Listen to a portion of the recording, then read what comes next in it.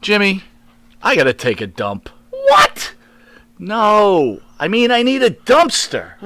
Well, for all those needs, you need to call Big V Dumpster Rental, Long Island, New York, 631-900-DUMP.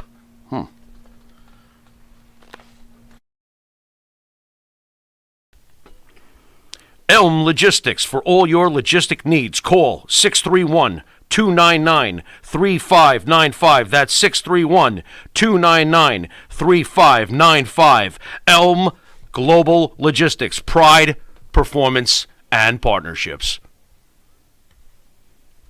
New York to California. We're wrestling in LA. And we get on the private plane, and Triple H and Stephanie are in front of me. Vince is across the aisle from them. I'm right behind Stephanie. And then they had some of the producers and that in the back, and a couple of the other guys that were bookers with us were in there. And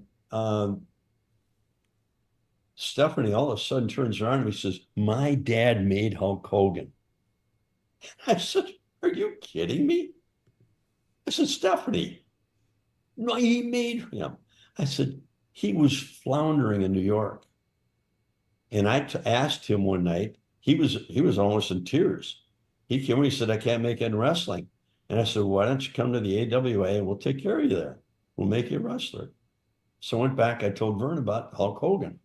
I said, "God, this guy, he needs a lot of help, but he has got so much potential."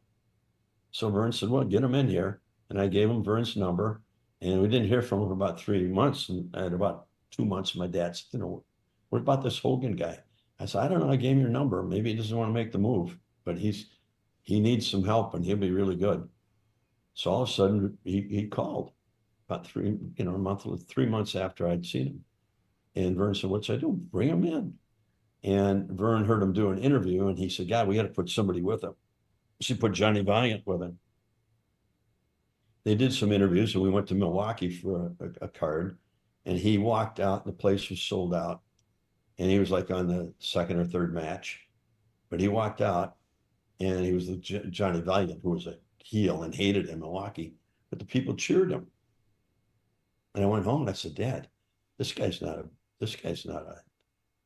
baby face. I mean, not a heel. He's a baby face." The people went bananas over him. So Vern brought him back in, and Vern started helping him with his interviews and told him, on these comebacks, you got to just shake. So what they did is they put him in 6-man tag team matches with Jim and I, and we kind of coach him through the match. We'd be working an arm on somebody and we'd tag him out and say, twist the arm, drop the leg, grab the arm, tag out, and let him get the feel of the match and how to control the match. And he caught on real quick. And then I remember we went to the Chicago Horizon. We're wrestling Blackwell, Ray Stevens, Nick Bockwinkel, Heenan in their corner. And it's Jim and I and the Hulk. And we got in the Roosevelt. The place is sold out. And he did that pose. And I told Jim, grab his T-shirt. We both grabbed from one side and tore it off real slow. And those people went. Well, I think that's the night that the light went on for Hulk. I mean, he had Stevens and Blackwell and Bockwinkel, and we were just letting him in when he had control. We gave him a big comeback at the end, and those guys were bouncing all over him. And that's when he became Hulk Hogan. Greg, I got to ask you, I need to understand. Well, real quick, Jimmy, before